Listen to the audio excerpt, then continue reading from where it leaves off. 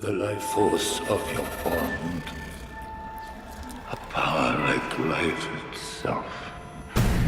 Unseen for generations. A dyad in the force.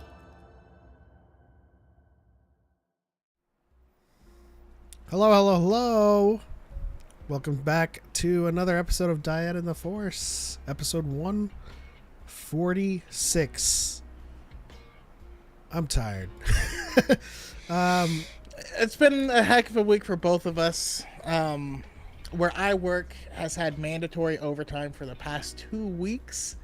Plus, I've had some other projects I've been working on, so it's woo boy. Yeah. This week was our last week going into launching next Wednesday. Our next expansion, and so it was down to the wire, fixing bugs and getting everything in before everything had to be built. So lots of overnights. Lots of cool stuff coming for Lord of the Rings Online. Y'all should check it out. I haven't. But I should. We've got a pretty healthy player base that is not currently hating us at the moment. What's up, Jackson Download? Who else is stoked for Shadows of Starlight 2 this Wednesday?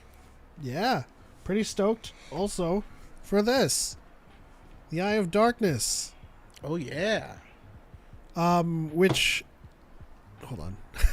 should bring us to Mine's somewhere. to today's topic. No spoilers, by the way. Today's topic is largely the kickoff for Phase 3. We're going to be taking a look at some concept art that was released from StarWars.com for Phase 3 people.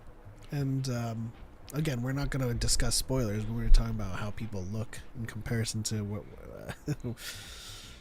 how it started versus how it's going. Yeah. It's like seeing them after a while. You're like, how's it going, man? How you been? And we'll see how they have been. Jackson said, Bell has that I seen. Oh, okay. I've seen some ish face. We'll get to that. We'll get to that soon. Yeah. But Choco, aside from like it being a rough week for you, how you doing, man? Okay. I've seen some better days, but we're hanging out. Yeah. There's just a lot going on, in the world at large, and then it makes you sad. There's a whole lot going around the world, lives in general, and for me, and I think I might have said this last week, but for me, a big reason why I started posting Star Wars content in general was because of what was going on, and like posting Star Wars stuff online was like my escape from it. But then we have the strikes, and so I can't post what I want to, and then I just end up in more sadness. I will say I recently did have something happen that made me, I guess, more positive. And it was basically I dealt with someone who was so dumb that I was like, oh, so talking to y'all was a mistake. Okay. Okay, and it cured me straight up of it. It was just a funny interaction. I had there's someone on Twitter who's just very positive about Star Wars, always talks about what they love, and then someone jumped in on them and was like, "No, The Last Jedi is garbage because they were introduced fuel, and fuel has never been a thing in Star Wars." And I was like, No. Where did they get No one that? has. It was mentioned in both the original trilogy and the prequel trilogy. Like what, where, and then so I sent them a screenshot from Empire the Strikes Back? Phantom Menace. Huh? Yeah, I mean, it's all the way back to Empire. Yeah. So I sent them specifically a screenshot from Phantom Menace when I had the subtitles on, of Qui-Gon saying, we need to stop to refuel and repair the ship, right? That's why they landed on Tatooine in the first place. And then I was like, and what do you think Lando was doing, in Empire Strikes Back? So like, screenshot says it, like it says the words refuel, and they were only trying to fix the ship, and Tabana gas is used for blasters, and you're just like, no, it says it on the picture. And you're like, nuh-uh. I was like, Did they really say no? basically, it was the equivalent of a nuh-uh, and then it was like, and you didn't even add anything to this conversation. I was like, oh, you're that dumb. Okay. Didn't And it add helped me anything. to see things a little more clearly, How's it going, Cal? You can't. It was like the definition of the meme of like, it's like playing chess with a pigeon. They're just gonna knock all the pieces over and smugly fly away like they won. It reminds me of an interview that I saw with a certain type of supporter, and they were like, is there anything that they could do, anything that would make them lose your vote? And they said no. I said, what if he stood at the top of the steps of the Capitol building and murdered someone right then and there? And they were like, no. And you're like, wow, you're that stupid. By the way, I honestly feel like that was what motivated the Homelander at the end of season 2. But yeah. Yeah. It's crazy, how, I mean, I get it. People have like their ideologies, but when you have to double down so hard to refuse something that's in front of you, it's like it's a very special type of person. It really is. How are you gonna have the answer and still get the test wrong? You know what I mean? Like, it's some Patrick from SpongeBob level. Like, Yeah. then this is your wallet. Wow. I mean, to this day, the detractors of the sequel trilogy have always technically made shit up to complain about it. Like the chase in The Last Jedi. Yeah. If the ships are faster, they would still be faster. Like there's no resistance in space that would slow them down. And they stayed away because the TIE fighters. So there are TIE SFs that Hey, Marianne. that can operate away from their Star Destroyer, but their entire fleet is not that. So, anyways, not to make this like a whole. Let's revisit the sequel trilogy. No, not at all. But what I'm saying is, it's giving me the clarity of like, you can't fix stupid, so don't try. Yeah. And it's comforting. It's freeing, So yeah, hopefully once we find out how the offers and stuff went today, maybe it'll lead to some cool stuff. Yeah. Speaking of which, that's our update. SAG-AFTRA has in their possession the studio's last, best, and final offer, which to me sounds like a gamble. Because I don't think the studios are going to walk away with 0 actors until January. That's like a whole ass quarter. It's been literally 4 quarters almost. I mean, if you think about how the development cycle is, it will have affected 4 fiscal quarters. If they wait until January to come back to the table.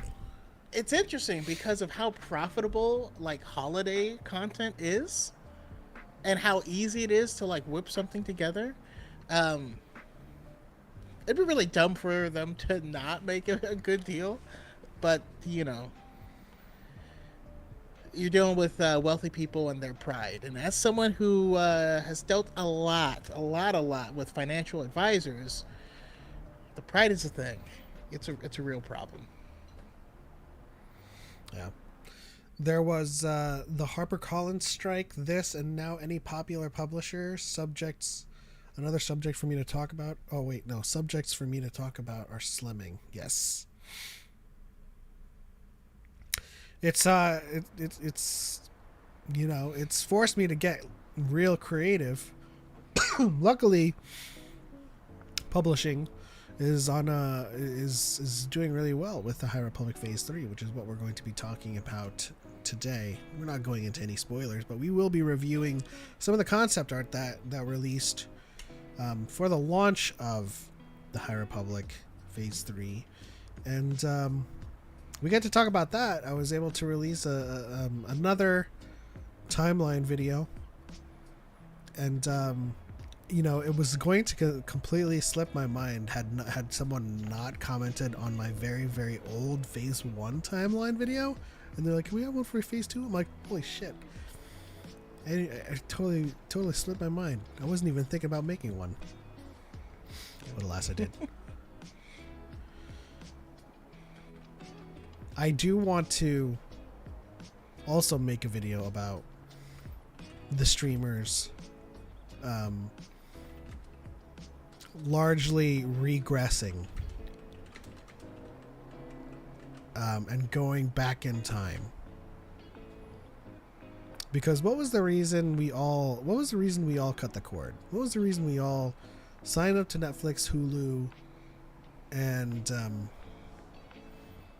basically any streamer outside of a cable package? Yeah, I mean, it was to save money, you know.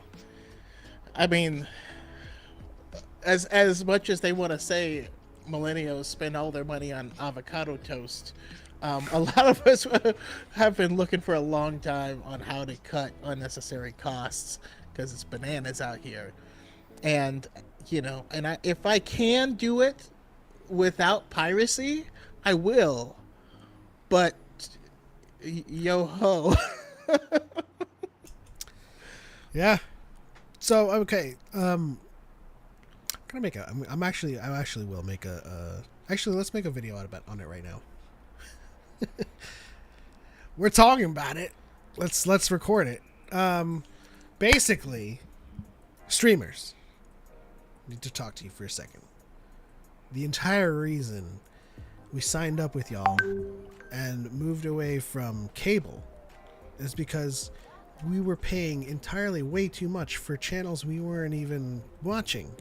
We had a 300 plus channel package and we paid like $200 for it, and we only watched one channel.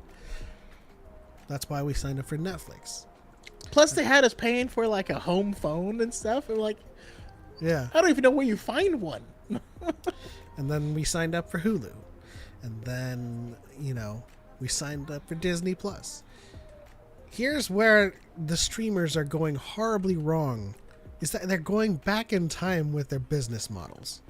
Now we have Netflix trying to do godly amounts of really, really high budget projects, you know, sinking profits into their original content and having to raise the price from what started as $7.99 to $11.99 to $14 is now $17.99. And then $7.99 out of your mind. And then we have Hulu, who has to increase their prices even further by adding ESPN, live TV, freaking NBA, NFL, AMC, all of these channels back into their package.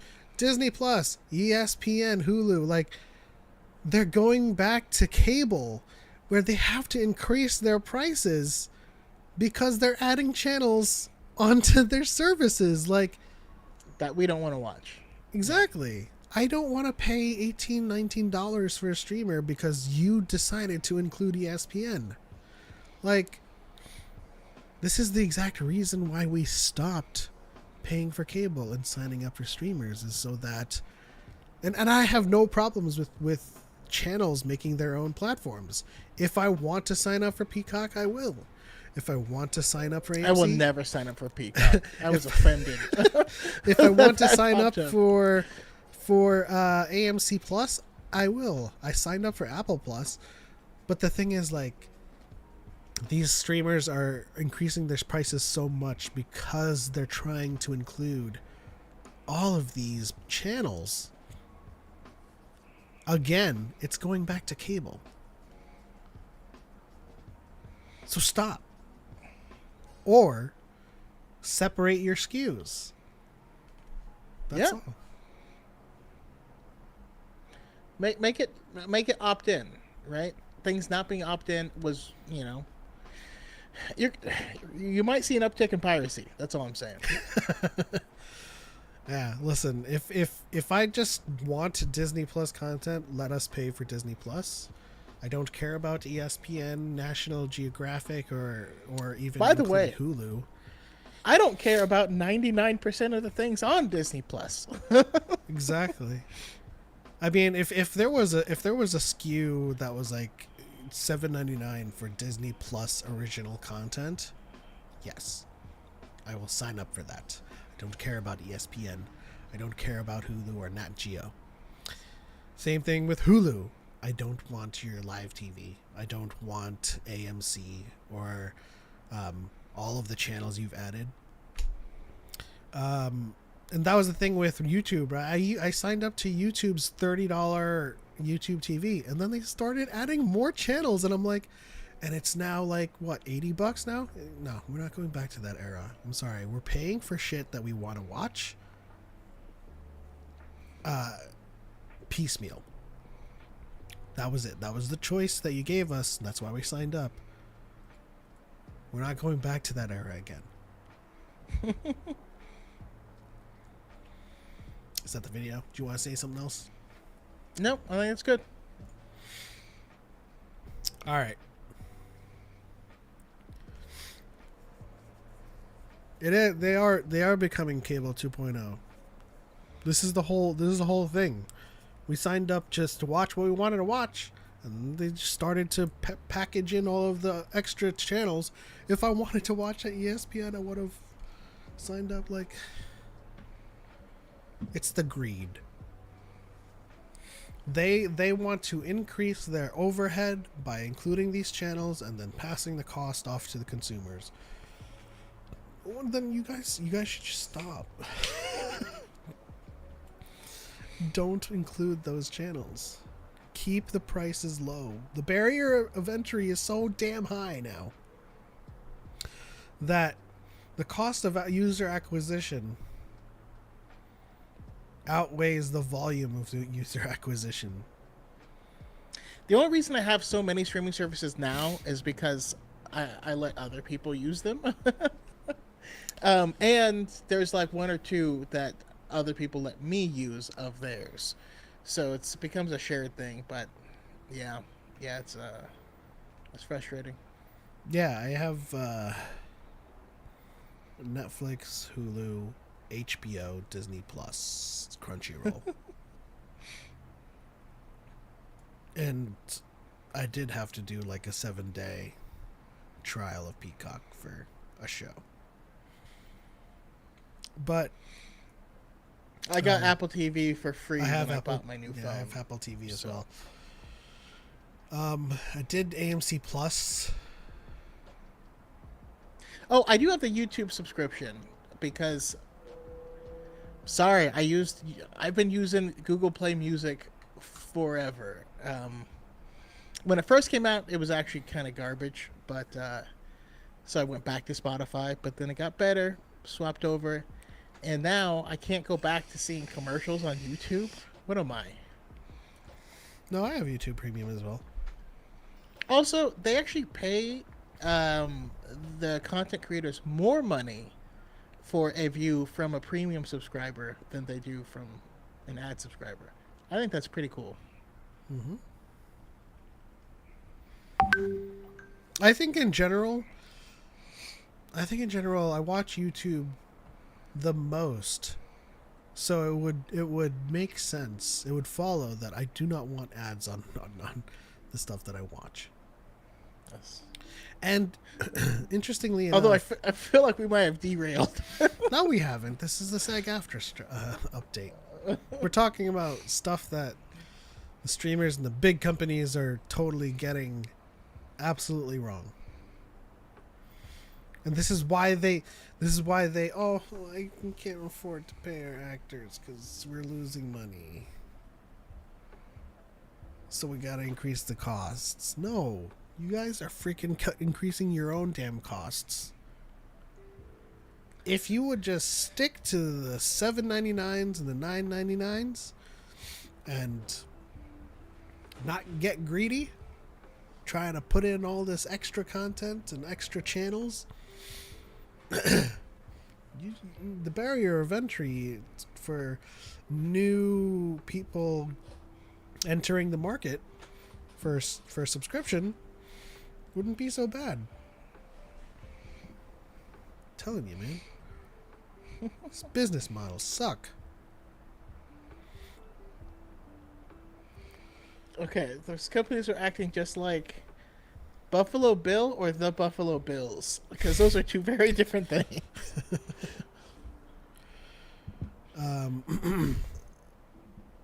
They're putting us in a hole and making us like lotion up. That feels about right. Which sucks too, because as influencers, we need access to this content as well. Okay, they constrain us. Yes, yeah. They constrain us, so we can't go anywhere. And then they prance around with their stuff tucked in. Although, just like you said, I do have my One Piece ways about it, you know. So, Drink up, me hotties, yo ho.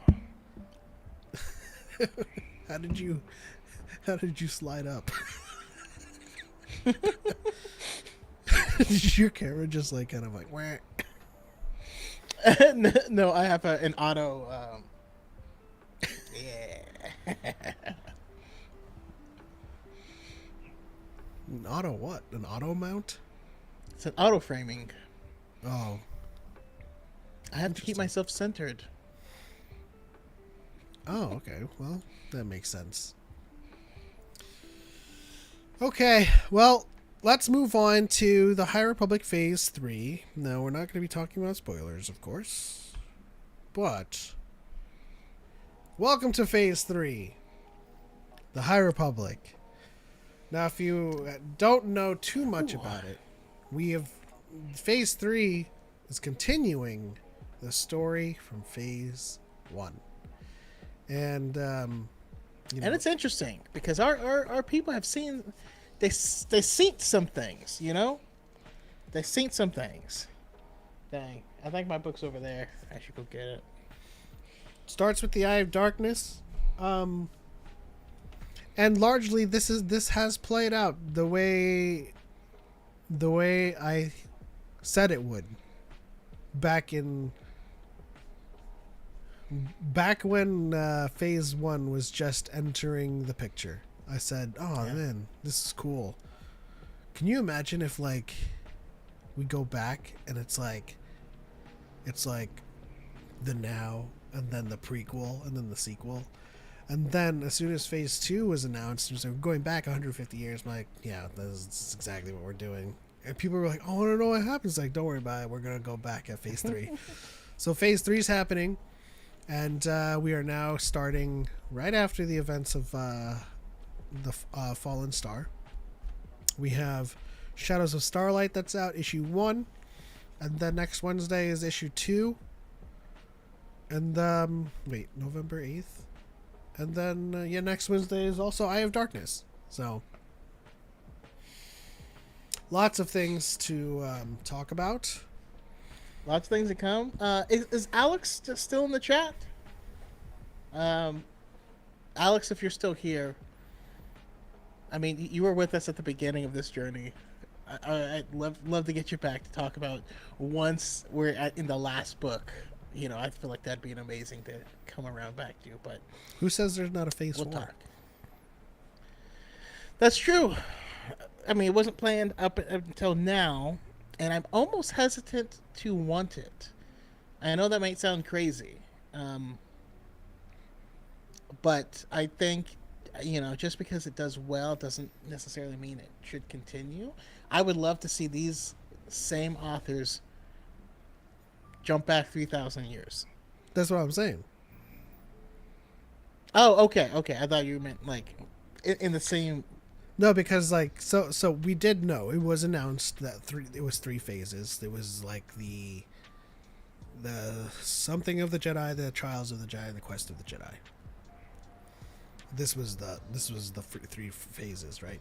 Yeah. But what I meant was, after phase 3, there's a phase 4, which, much like phase 2, goes back in time, and phase 4 is the start of the Old Republic. And that would be dope. And it starts with Deceived. Although I really don't want them to do that unless Drew comes back. But at the same time, Drew is such freaking. He wouldn't come back. You know why? Because he's a Sith fanboy and he breaks a lot of lore with his Sith. Yeah, but now we have the story group. I don't know. It's true. We'll see. It's like if I were in Lucasfilm and I gave a project to Daxon to write, he most certainly would write about a dark side user who cannot be corrupted. But yeah, let's go into the High Republic Phase 3 concept art. And y'all can see this too on TikTok now that I've set it up. Oh, but I'll say it when we get to the end. So here we have Avar. Yeah. Man. Again, notice, the golden gilded age of the High Republic. You don't get those same vibes, But I like this vibe even more. Like, I get it. I like this the vibe gold because trim. of the last vibe. Yeah, I like the gold trim. I like the whole kind of pristine look. I really love her phase 1 concept art, but like phase 3 just kind of like, this kind of like looks like how they looked in Andor, when they were wearing those really, really wide ponchos and trying to stay out of like sight. I think it was either Cinta or Val, but they were wearing a large poncho like this, and it's like Assassin's Creed or something, man. It's so. And I've seen some of your guys' TikToks as well about this. I mean, if you can look at the, it's a little difficult here on the stream, but when you see her facial expression under the hood, I mean, these people are dealing with loss. I love you, Claudia Gray, but you pushed a lot of our people through a meat grinder. Oh, I guess the zoom's not working on the image. Anyway. Yeah, that's it right there. I mean, but like the pristine, coloring, the sharp edges and stuff are largely gone. And when you zoom in on this image, you see, she's like the cloak is dirty and Mm-hmm. and stuff and dingy, and the expression ain't the happiest. Her hair looks like it's not done either. Yeah. It's just kind of So like, I'm Jedi Master Avar Chris, and we're here to help. I feel she might say something different in the first book. We'll have to see. also, that doesn't look like the black badging that we had earlier in phase 1. So phase 1 was like the gold and black, and then phase 2 was blue. Blue. This looks like it's just a darker blue, unless my eyes are deceiving me. The badge at the bottom? No, that's just black. Okay, never mind. Avar Kriss is one of the galaxy's most respected and recognizable Jedi Masters. The hero of Etzel is now trapped behind enemy lines, and her new look helps establish how much things have changed since she took her post as the Marshal of Starlight. Yeah, I mean, just like you said, just from we're here to help to just kind of down and dingy. And also I love that name, the Occlusion Zone. I'm writing a book right now where where we have the Null Zone. So I thought it was interesting. Speaking of which, how's your book coming along? I've had too much work. I mean, it's okay, but yeah, there's been lots and lots of work. Our good 9-egg stew porter Engel the Blade, looking like Witcher. Is that what you said, Witcher Avar, before? No, I said Witcher Ty Yorick. Oh, okay. Well, these looks are very. I wish we had cloaks like this in games. Yeah, that is cool. I like how he has his little suspenders on.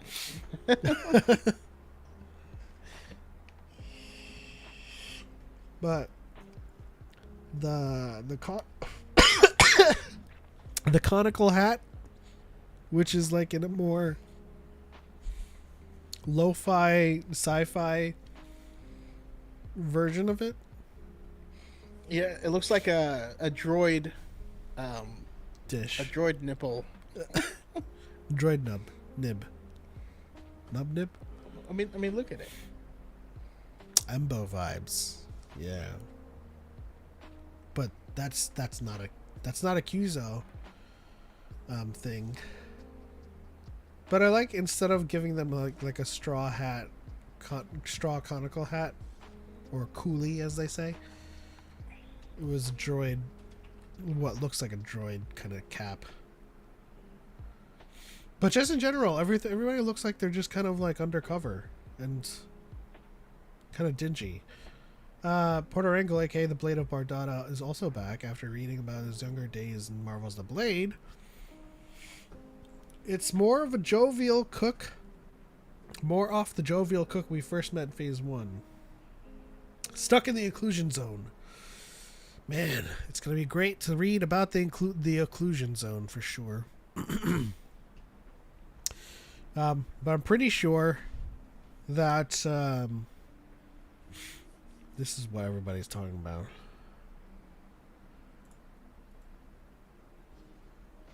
Belle took Avar's clothes.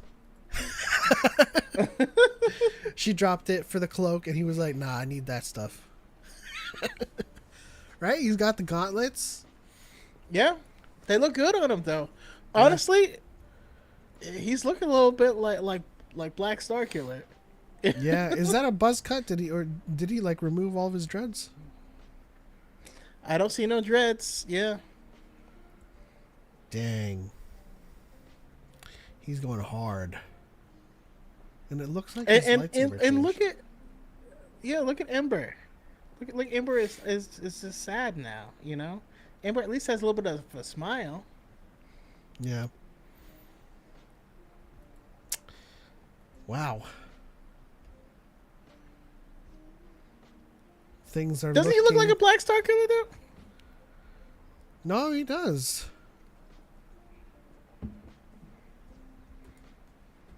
He really does. Loden Greatstorm. I don't know why I said that like that. Loden Greatstorm's former apprentice has experienced so much loss and trauma since we met the bright-eyed Padawan. Bell and his Charhound Ember are focused on the mission, ready to take back the Republic with additional armor to help him protect himself on the edge of the galaxy. So he's not. So everybody that's trapped in the occlusion zone has that kind of cloak. Has the cloaks, yeah. And our boy, you can't see it, but Boreago lives. Even though we're not talking about spoilers. Also got we armor. knew that though. Like that was announced. You Yeah.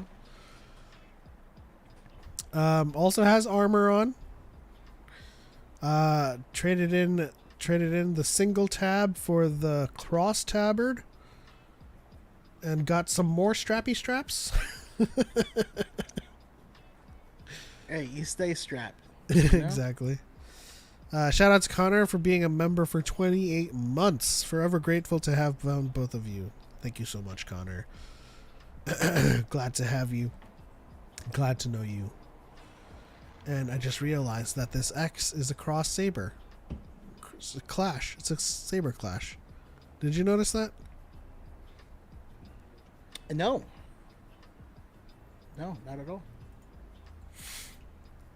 We spent a lot of time worried over the fate of Buriaga, the Wookiee Jedi who went missing at the end of Phase 1, but now we know Bell Zettifar was able to rescue his friend. Oh, Bell.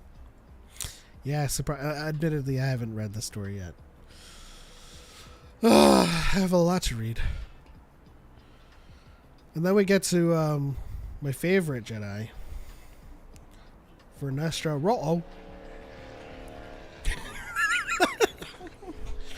Look at how, like, I don't know, how she's just like, you know, so cute when young and stuff. There's innocence and freshness there, and then She looking like Zine Marala. yeah, no, she mad, she mad. Yeah, like the left side is innocence, and the right side is like, what are you doing? How dare you? Like the pants don't even extend anymore. I don't know what that means. I was just saying. A precocious Jedi. But I love it. I love it because, you know, first is like the innocence of youth. The second one is like she's gonna fight the patriarchy, and I'm here for it. Oh yeah. Like it looks like a Hunger Games type of outfit. Yeah. Precocious Jedi, who is the youngest in a generation to be knighted, Vernestra is taking her new her new responsibilities. Excuse me. During a difficult time, quite seriously, and that determination is reflected in her new look. Vern, don't call her that, is more mature. She's no longer the young Jedi Padawan that we knew, says Anandito. To reflect that evolution, the artist incorporated elements to give her a more rugged look. When we see her, we know she is now capable of holding her ground on her own. We knew that before that. She's basically a badass now more than she ever was. And I like how this isn't ignited. Because we all know it's gonna be Scimitar next. Just kidding. How's it going, Young? Hopefully you're not dressed as Shigo, otherwise I would not be able to host this episode of Dyad. I would be dead. I want more Avon and J6. I hope they're doing okay. Justina, you better give us that update. You know. This is true. Now, considering our next one, there's likely going to be more with the family. I've also decided that that's how I'm going to refer to her from now on because it makes sense. For an extra. And then, of course, Gira. Of course, she went darker in her clothes because no spoilers. Of course, because I can't tell you. Yeah. She is yeah. She's being she's living her truest self.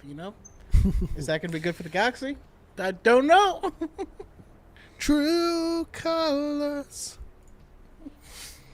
And I won't read that because it's probably very. Now here's the man with the Now plan. the thing I love is that these two pictures are the opposite of all the other ones before, where he almost has like a contented smile now.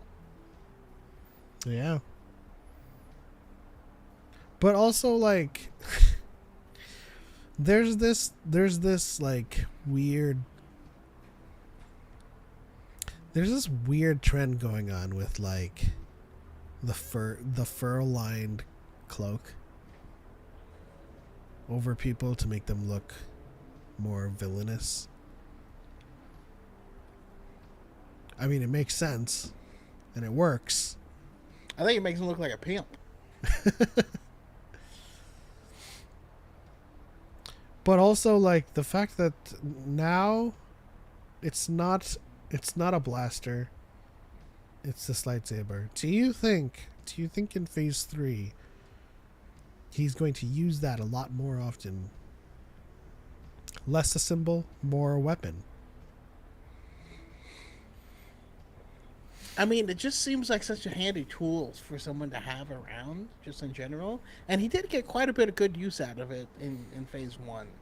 So yeah, I think he's gonna stick with it. And although I still think he's gonna, keep. He has a lot of trickery up his sleeve. Yeah. I just know only Jedi could use lightsabers.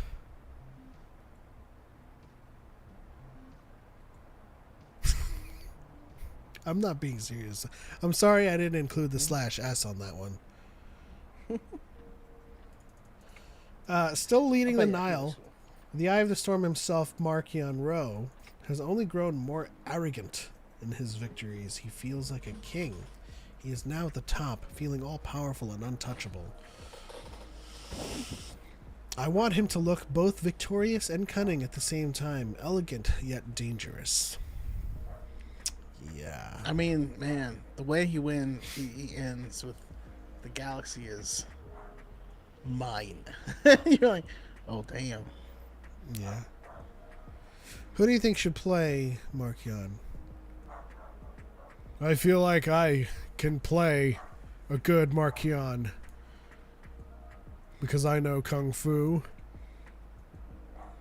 A lot of people have been asking if I'm back. And I haven't had an answer. But I'm thinking I'm back. I'm actually with Young on this one. Ben Barnes. Like, if you look at how his face looks, I can see a Ben Barnes in there.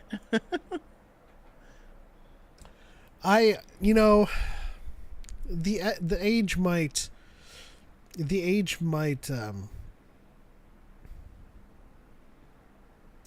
be more consistent with Ben Barnes, but looking at this concept art, I see Willem Dafoe. I do not. No, I actually see Willem Dafoe's face on that art. And if you have that art on you locally, you should zoom in and take a gander, because I'm not saying I see Willem Dafoe playing Markion. I see Willem Dafoe's face in that art. So when I zoom in, I see the Grinch. But that's just me. Marianne says, "What was that? That was my Keanu Reeves. I'm Keanu." Are you? I like to start my impressions with that. I'm Keanu Reeves, and I'm Nicolas Cage. I was like, is Nicolas Cage doing an impression of Keanu Reeves? No, but they both have that timbre where they, they have that very kind of like. Every time I think about all of my movies, Duke Kaboom. I can't do a British accent. But yeah. I thought we were trying Nicolas Cage. I mean, when I go into my Nicolas Cage, you can... I start speaking slower and more emphatic. But I also have my... We lost Choco. No, we didn't. He's back.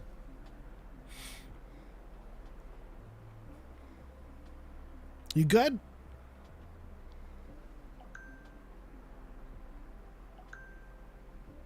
You good, Choco? I don't know. I don't know where I went. What? Can you hear me? Yeah. What was the last thing I said? It was emphatic. Hold on. I still can't see you. How about now? Hey, guess who's back? I mean, that's how Nick Cage Bad speaks. Batch back. Nick Cage will talk about the history of curse words, and also Doc. But then you get to Keanu Reeves, who almost has the same timbre, but talks about how he's back after not being back. My name is Duke Kaboom. I don't know, man. I play a lot of Cyberpunk. I don't hear. Why are we talking to this chick? We can be going and... give me a line from Cyberpunk. The only line I think is "put some iron in your mouth and pull the trigger." But it's probably Put some iron in your mouth and pull the trigger. No, we're not off. We're not getting a bit distracted, Connor. I'm making the argument that Keanu Reeves can play Markion Rowe. And it would double because people love Keanu Reeves and also love Markion Rowe in that,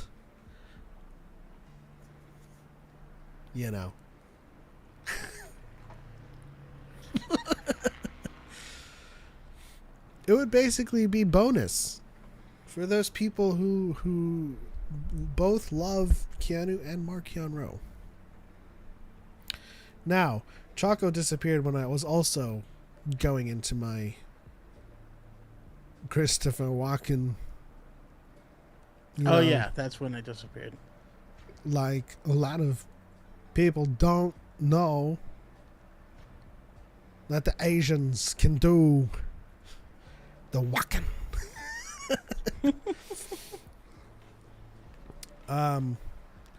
Who else? I think I used to be able to do a Hemsworth, or at least a Thor. He just slams it. Another no on. This is good. Another one. Bring me another. Bring me another. He's a friend from work. No. like no one's in the TikTok side, so I keep on like looking at the Ryan's message. What is the podcast going to be on? I just keep on wanting to answer that question. I prefer your Loki, to be honest. Well, we all prefer my Loki, but I can't talk like this all the time. I do like to go into my, shall we say, monologue from Avengers. You know, can you wipe out that much red? Dracov's daughter. Sao Paulo, the hospital fire. I can't do Owen Wilson. I think Choco could do an Owen Wilson. I can't do any voices. My voice at its base level sucks. So like, you know, I mean, I would have to do a lot of more practice with it. So, and I just don't. So go like this, and then kind of stick your tongue at the roof of your mouth and go, wow. Wow. I don't know. I can't Wow. That's the only thing I can do of Owen Wilson is wow. Loki, what are you doing, Loki? It's like, I'm trying to save the time. I'm trying to save the timeline here. Now we've lost the plot. I wish. Yeah, no. It just makes me want to say things that I can't say because we're not talking about things. No, but they see that. That's the thing. Like, but damn, you know what I mean? Damn. All right, let's so let's go through this and revisit each one and throw in our fan casts. I remain vigilant in Catherine Brie Winnick. Larson. I'm on a Brie Larson train. I think Brie Larson could do it, but every time I think of Lagertha from Vikings, I see Avar, especially with like knowing, especially with that one panel from the comic when Lorna Dees is running away, and Avar was like, "Damn," going hard. Yeah, I just put up a picture. I can see it. I just want to throw out my girl Katie Lotz. You know, Katie Lotz could do it too. That was one of my initial picks as well.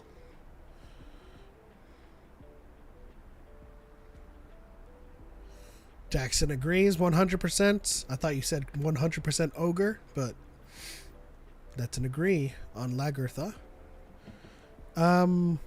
Connor can see Emma Roberts, of course, because you're young and you have the hots for Emma Roberts.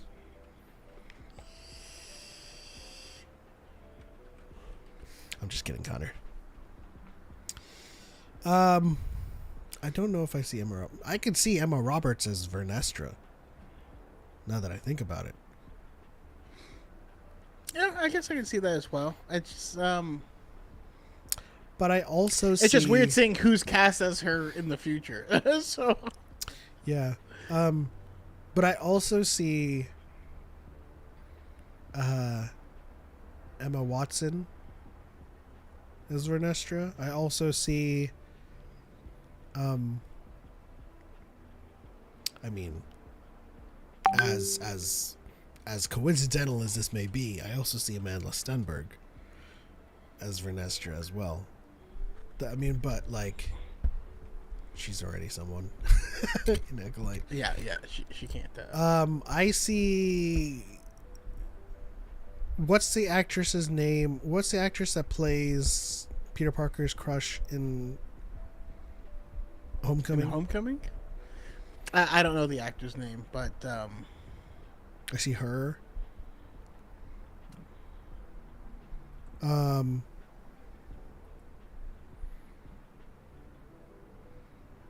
would say a lot of young actresses could play Vernestra, to be honest. Let's see. Porter Engel. David Harbour. Yeah, David Harbour would be perfect casting, I think. Was that a Dyad moment, or you just agree? No, that's who I was thinking. He was my number one choice. But, um, I would also toss in a live action Steve Blum. Yeah, I for some reason I just think it works. that's a good one too. Just a couple prosthetics, you know. Now, if we're thinking about the Blade, I hate to say this, but Henry Cavill. Honestly, when he's young and not in looks wise, but just in vibes, he gives me Jason Momoa. Yeah. No one will ever be having to reload your fists though, because have you seen the interview where he talks about doing that, and he's like, "Oh yeah, I felt so stupid," and then and then they did the next take, and he didn't, and they were like, "What are you doing? Do the thing." Daxton says Ron Perlman. Okay, Doesn't he already play someone? Ron Perlman, and In Star Wars. Am I where was he? mistaken Was he in that? was he in the Mandalorian?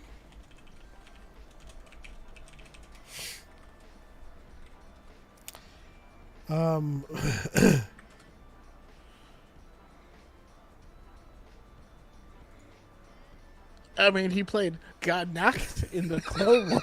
Never mind. Oh, you know who I was thinking of? I was thinking of Clancy.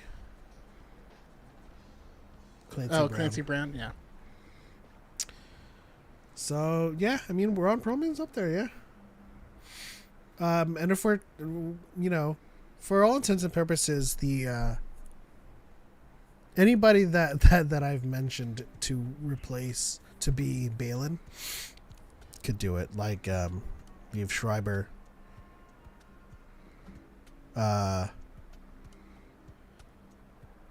Joaquin Phoenix, anybody that has S tier beard game. Connor says Dave Bautista. Yeah, I could see it. You got any other candid eights?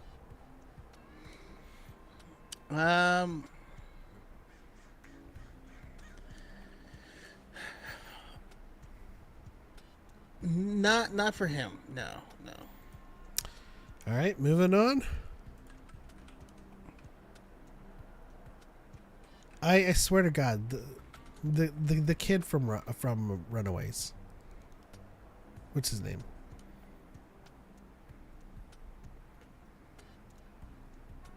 Do you remember?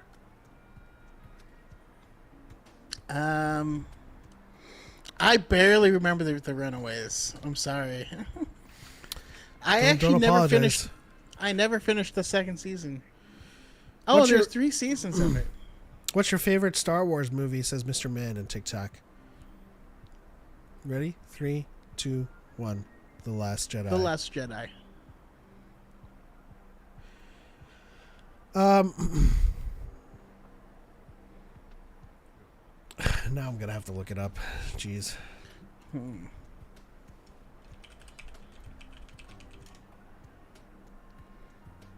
Renzi Feltz. Okay. Now take a look at this picture we have here on the screen, and I'm going to bring up Renzi Feltz.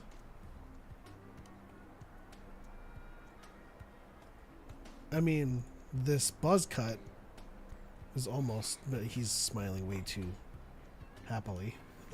Yeah, but I mean, he can play with edge. You know, I've seen him have edge in the show. Yeah. But that's my pick. What about you?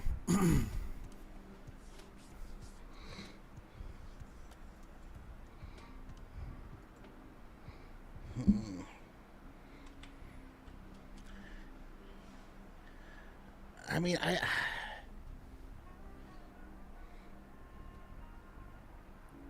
at this point in time, I'm not sure. What about Texan says Chris Washington. Hmm.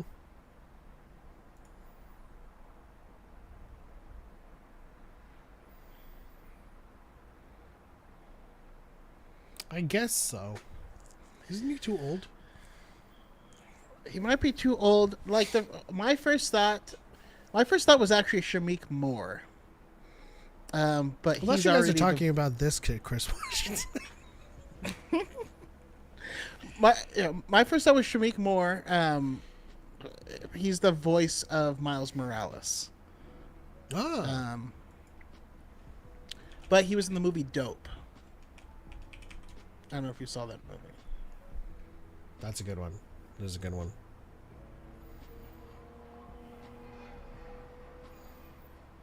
I like that. Connor says Google mine. Mike from It 2017. Actually, he has aged up well, you know. Which one though? The kid or the older version? Well, the older version would be way too old.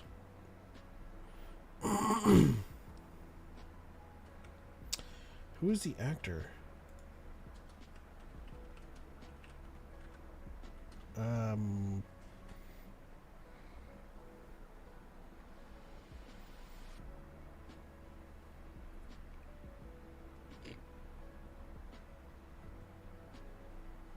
Why don't they have the actor's name?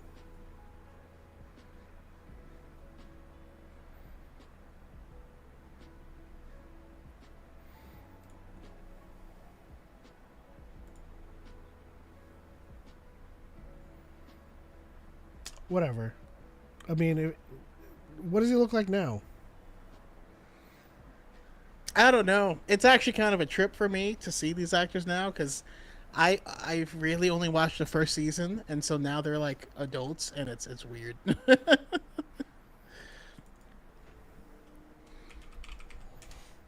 Okay, 2017.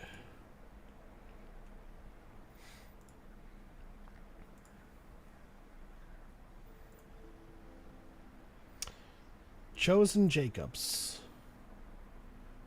You know, Yeah, that ain't not bad. that's not bad. It ain't not bad. That's not bad at all. All right. Some good choices. All right, Buryaga. Suotomo again? Nah, that'll be just another big dude in a Wookiee suit for sure. I mean, you just can't play them all though. Let's mix it up. I think we've already kind of done Vernestra by proxy. Gira. I mean, I always default to Gina Torres.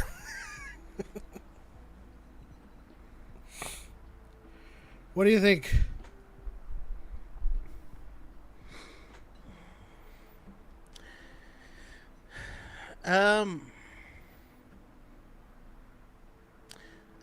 Gina Torres is a good choice because she does have the command, the elegance, the. Oh man, now I just want to rewatch Suits. Yep. That one season where she goes real hard too, like showing off, like she's like showing real villain right now. Yeah, Gina Torres has the definite chops for this. Teyona Paris. Yeah, no, that's a good choice as well. Tiana Paris, Ooh. fantastic actor. And give me Storm Reed as Oh, I'm as still Avon appreciating Staros. Tiona Barris. Well, I mean, as one does. Sorry, forgot we're live. Okay, what? Yeah. What did you say? Oh, I said Storm Reed as Avon Staros. Storm Reed. Is that how you spell it? Okay. Reid. That's the one. Mm-hmm. Yeah. Play her daughter. Works.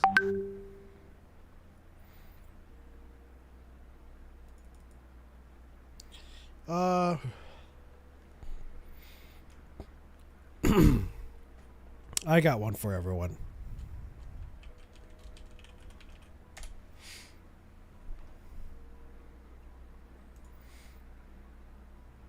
Who's playing that?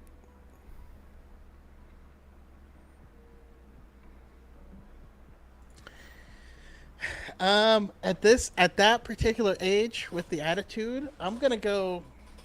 I don't know how old she is now. She's gotta be.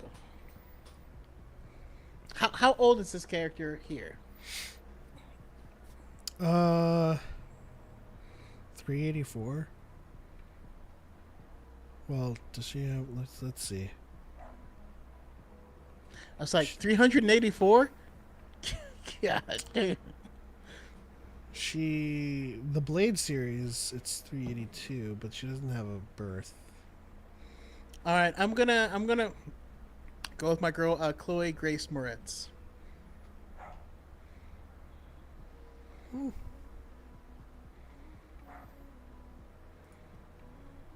Depending on how old she is.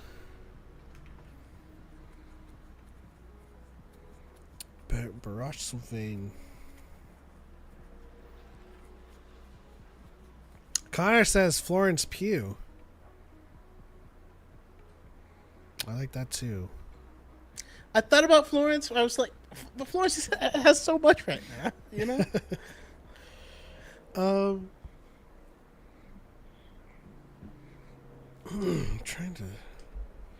Trying to think. You know what? Okay. Looking back at the Vanessa Rowe, I'm gonna give that to Catherine Newton.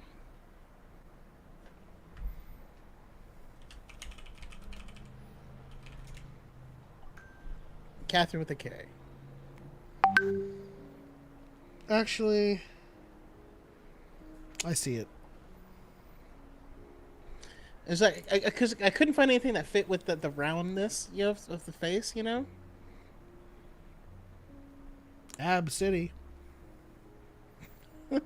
She's she plays Stature. Ant-Man's daughter, right? Yes. In the comics, will become known as Stature, but we shall see. Let me see here.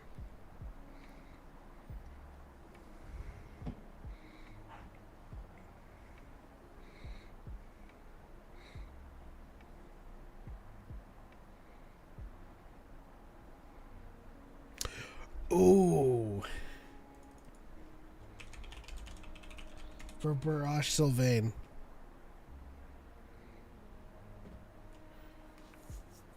From Into the Badlands. Emily Breckham, Emily Beecham. Beecham. That's Barash Sylvain. Haven't seen the show, but yeah, I'm looking forward to it. I loved her in Into the Badlands.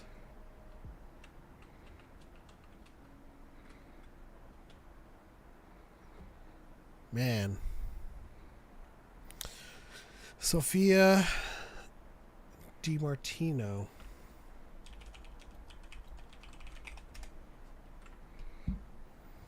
Oh, Sylvie, yeah.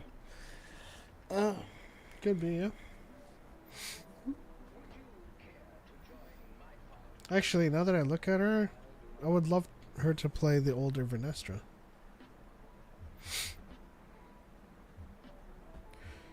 The best actors always seem to be the unknowns, especially for Star Wars, but because of that, we don't know them yet. That's also true. Yeah, I have a a weird relationship with I guess acting in general, and it's mostly because of a Jim Jeffries joke.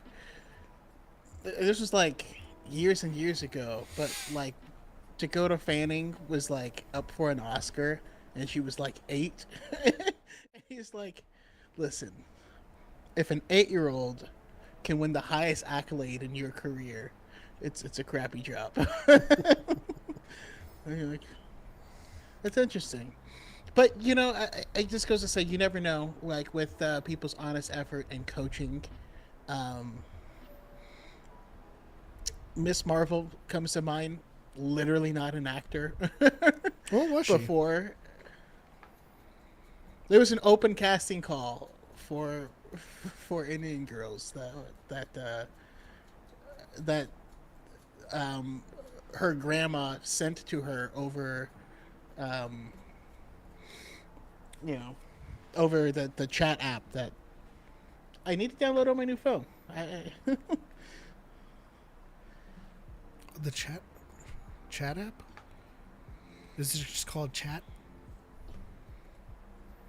The one that we used to text on, but I haven't lately because I don't have it on my phone.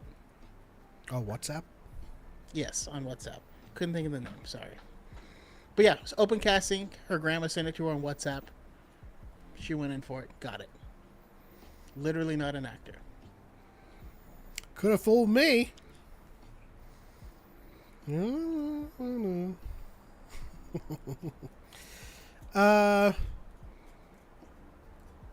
So that's the High Republic Phase 3 concept art. Next week is the issue number 2 of Shadows of Starlight and the release of The Eye of Darkness, which I have to still read. Have you read it yet? I started it, but I'm not far enough in it. Yeah. It's been rough. It's been rough trying to keep up and, do real life stuff. Because I remember starting this whole jaunt unemployed. And I literally would spend all night Same. reading The Light of the Jedi because I was unemployed, and I would straight off of reading it film a video right then and there. But now I spend a lot of time not camera ready because I work. Like, I wake up and then work. And I work in my sweatpants and whatever head comes out of sleep. Yeah. And that's if I sleep. Speaking of which, of filming, after we finished this, I'd love to watch your first episode of an anime with you. Are you going to let us know what that anime is? Something I've been hearing some good things about. It's on Netflix. It's called Blue Eye Samurai. I'm familiar. I've already seen it. I'm just kidding. I was like, it just came out. I thought. I got an early screener because I'm awesome. And High Republic 2023, issue 1. That's correct. Do y'all think Star Wars content is on a decline? Not like the shows. I mean, YouTube and TikTok creators. Not on a decline, just... Here's the thing. been The respectable people largely have not been creating Star Wars content. And it has left room for some of the others, less respectable, to creep in and start their nonsense. I've also just seen, I don't know, just more feral, hateful takes. But we're all still here, and once the strike is over, I think you'll see a lot more people like standing up to talk. And if anything else, I will facilitate as much of that conversation as I can because I know there've been a lot of people dying to talk about stuff, and yeah, we're gonna make it happen. Give them a place to do it. Absolutely. I'm just seeing any way less stuff because I don't follow any scabs. But yes, I want to see YouTube. You gotta remove this heart from the corner. I want to so badly. Yes, correct. Or I could just read from this obvious chat box on the bottom. Yeah. So if you were to compare, if we were to graph out Star Wars content, it would be like this, and then strike happens. Now, if you were to graph out Star Wars TikTok, strike happens. Everyone's thoughts. There's so much to talk about. So, like, I wouldn't say it's a decline. It's on pause. The interest to make the content is there. We just have to be creative, and that's why our content has largely not been as much. But stuff like, and this is partly my fault too, so I can make a lot more content off of the High Republic, but you know, admittedly, it doesn't do as well as the mainstream shows, unfortunately. But Yeah, for me, it's been more about the motivation. You know, it's not the thing I most want to talk about, and then so it feels weird limiting myself. And then some of the other content, I don't want to be. I don't know. I try to be a thoughtful person, and so being reactionary just doesn't work for me. And I feel like that's just where things headed, and it's there's no room for me in that space. I'm not laughing at that. I just realized that you came back into this room as a totally different person. Oh, yeah. I just saw that now. I was like, what the hell? Which is weird. It's a cool name, Drath. That actually is kind of badass. That might be a D&D name. Yeah. What's my name if I misspell it? Tenamiel. Mentale. Hey, Mentale is pretty cool.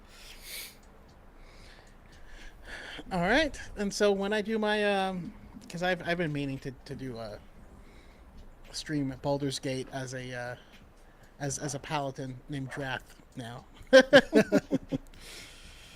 Yeah. On the subject, Jackson, as I shift to wrap up,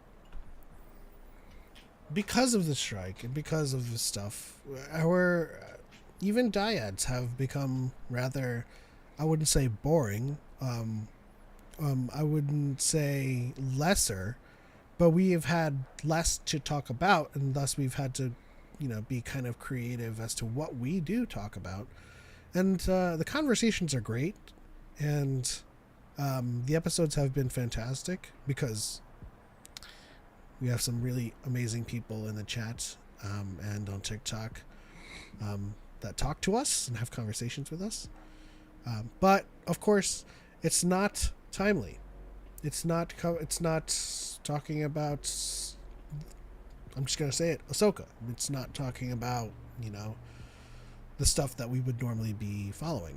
I mean, I'd say it's interesting because the High Ground did evergreen content and Dyad did.